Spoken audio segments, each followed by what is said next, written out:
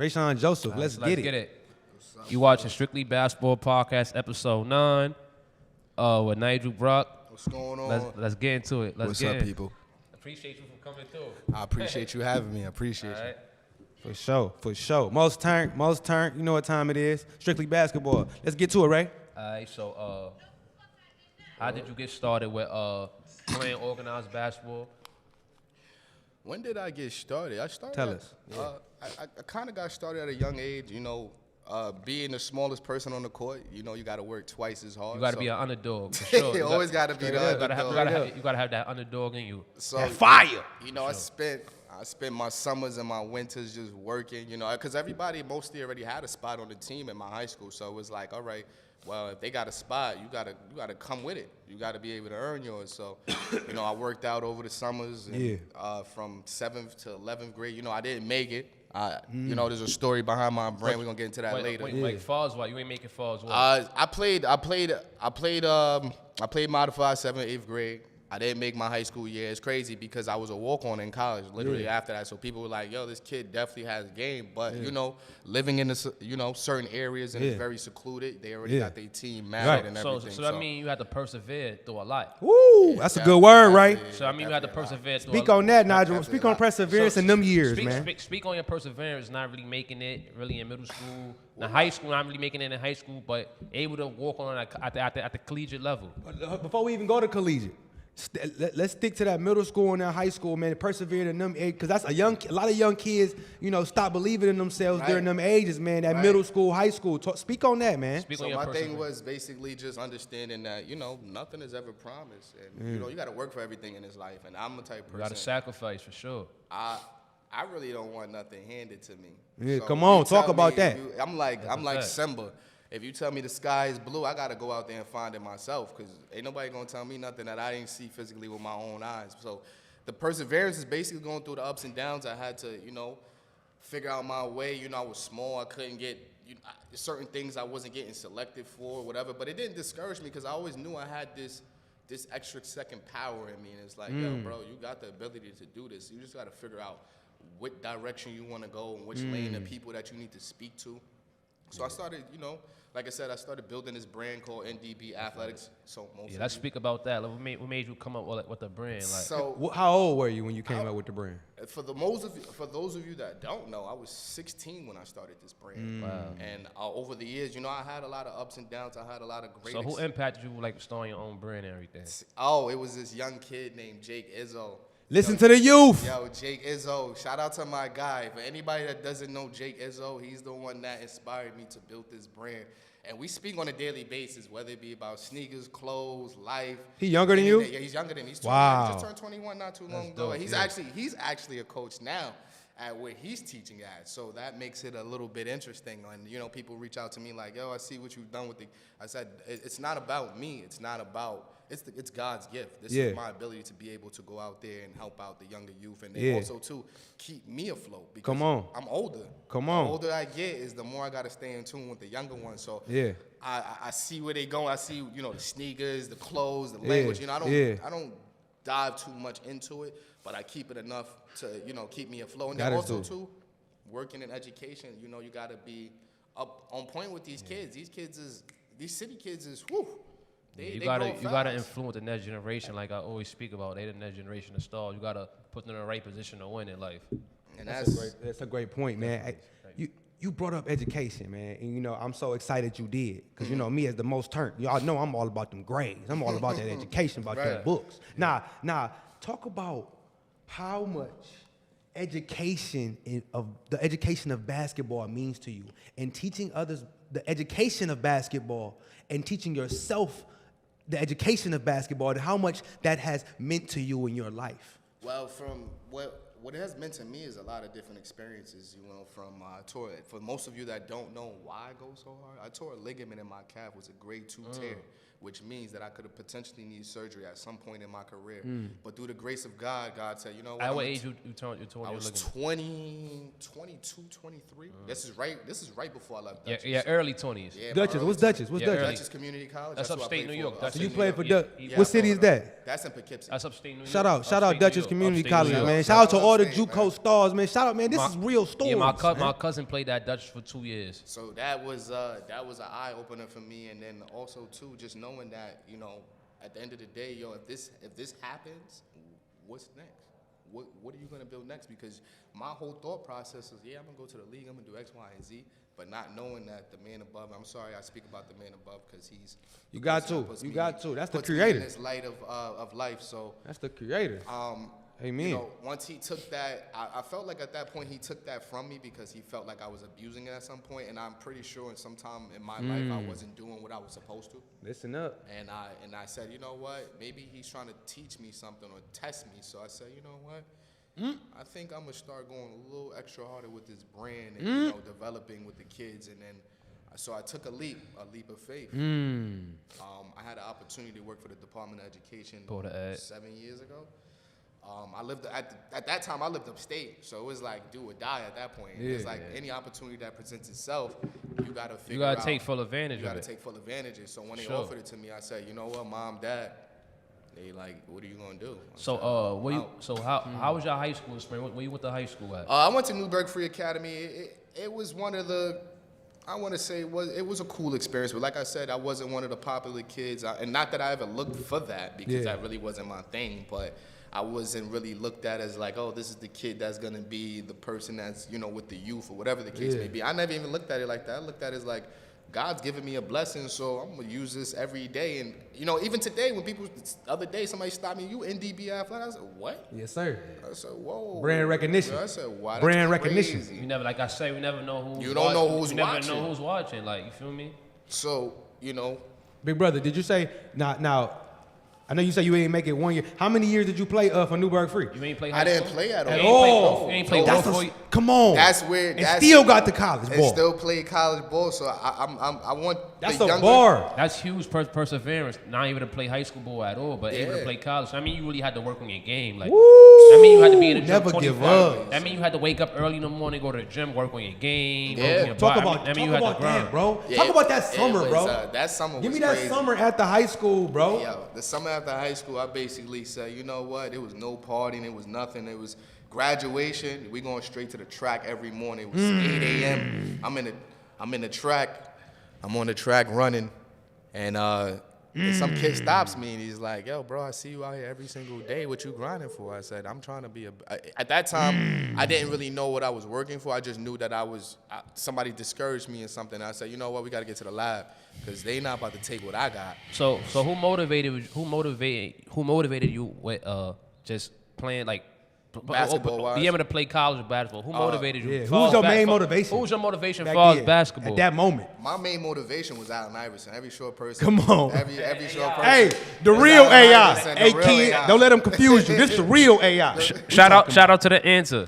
The answer, AI. man. I remember when I asked my parents for it was the Allen Iverson do-rag with the jersey. I used to go out there with the do-rag with the jersey sir. and run the miles like I was him. You had your sleeve? You had your sleeve? AI's I that had guy. the sleeves, too. That's the guy right I there. had the sleeves and the That's the guy. sneakers. The sneakers, I definitely had the sneakers with it too. So, like I said, AI was definitely a big inspiration on my basketball. So that's career. somebody that impacted you as far as basketball. Yeah.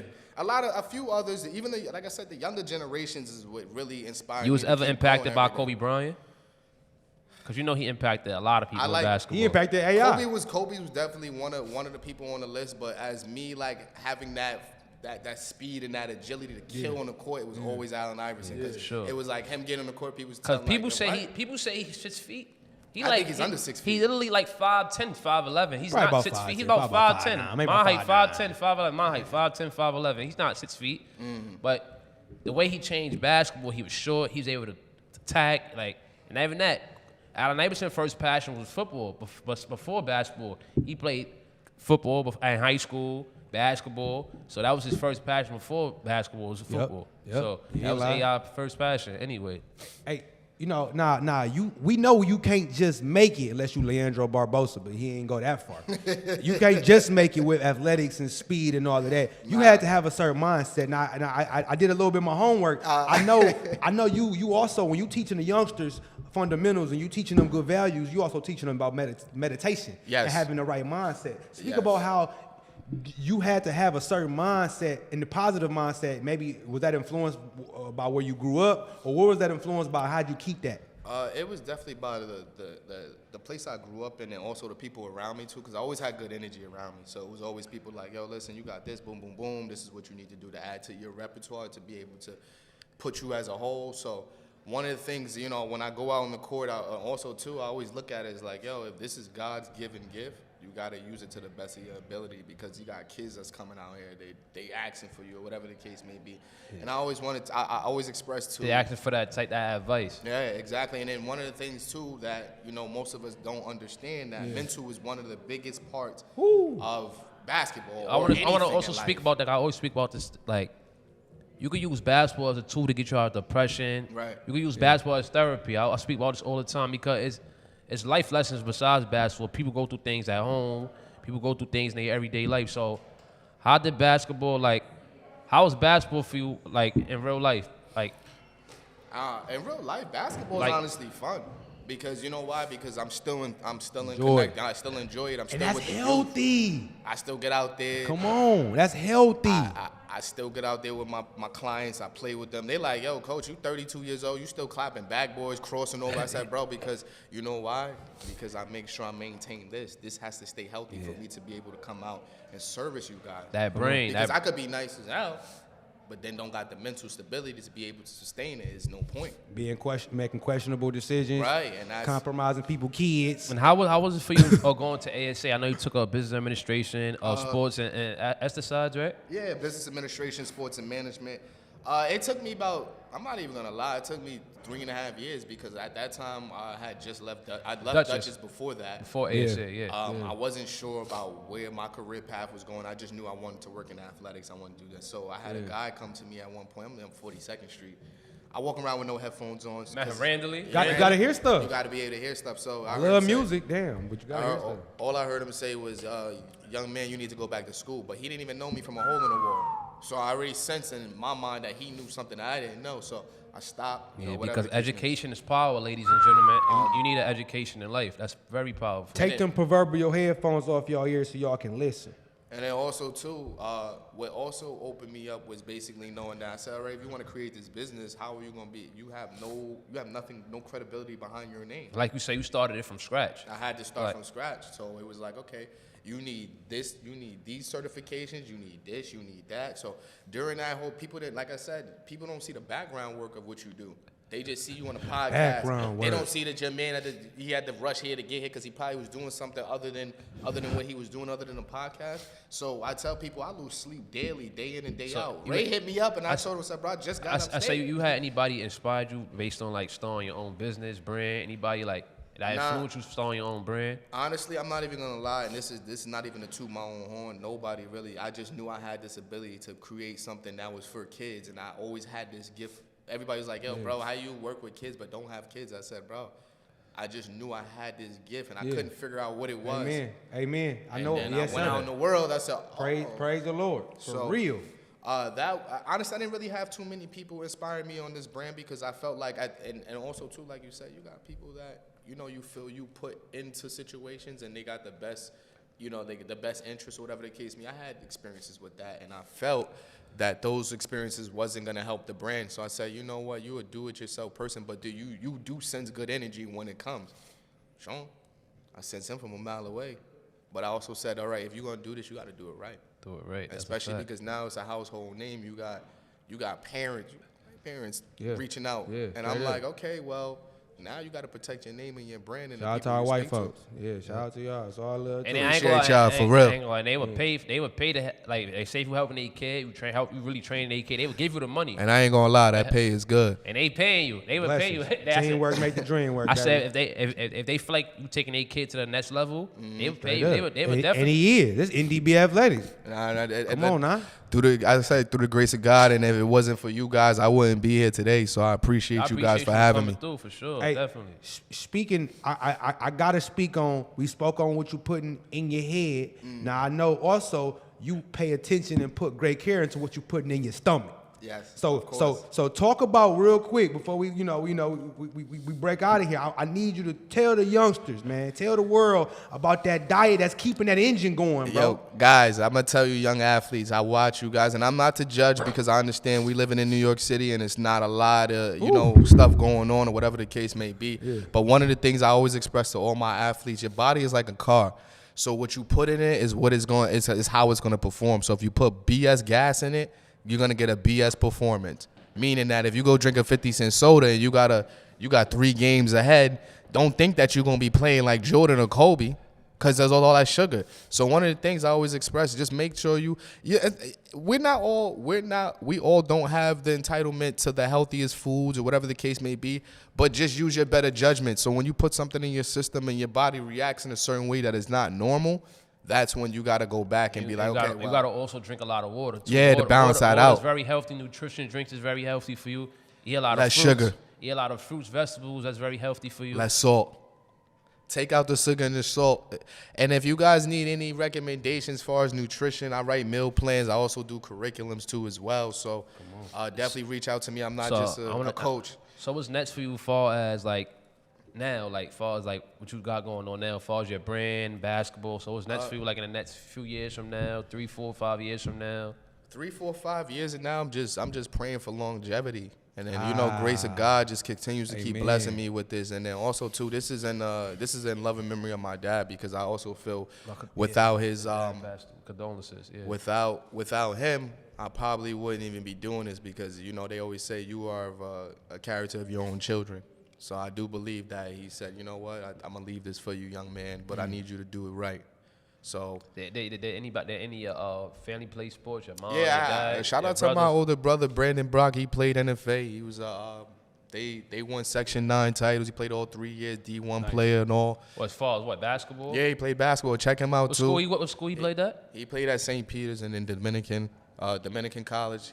He also has a young daughter that plays. She's nice, too. Y'all better look out for her. Okay. Make sure you let them know about the podcast. Maybe you could shout out to the podcast. Make sure y'all shout out Strictly Basketball, NDB Athletics. I definitely appreciate you guys for having me. It was a pleasure. We must do it again. We got to get that picture after, too, for sure. Man. Where your Instagram at? They can find you where? Also, follow me on Instagram, NDB Athletics. Also, you can follow my personal so you can see when I'm not outside training kids and what I do. It's Nigel Brock. _D_ Brock is my first and last name, so you really can't miss it. I want to ask another question before we leave.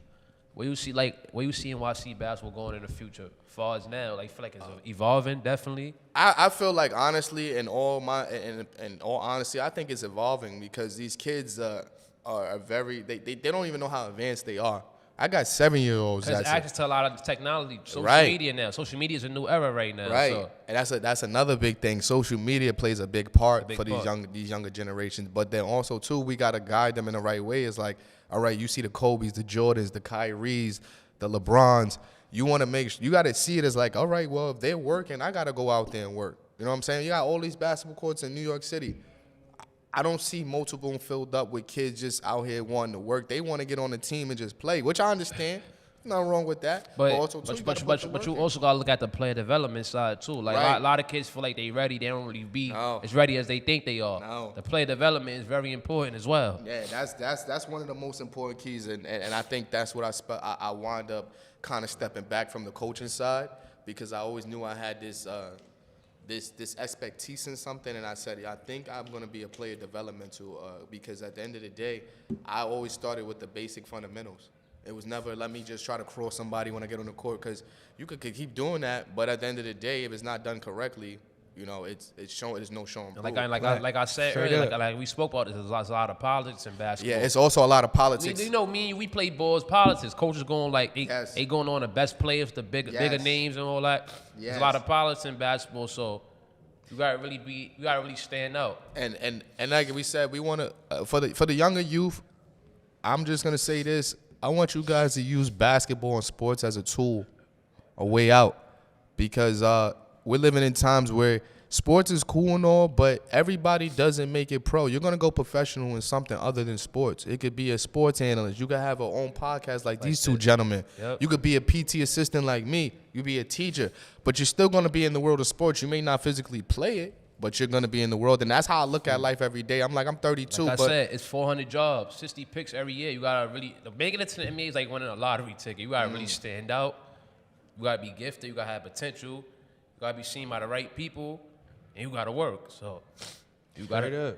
And Strictly grind. basketball, baby. strictly Most basketball. turn. Let's get it. All right, so we about to leave us. Thanks for watching Strictly Basketball Podcast episode 9 with my man Nigel Brock. Appreciate you.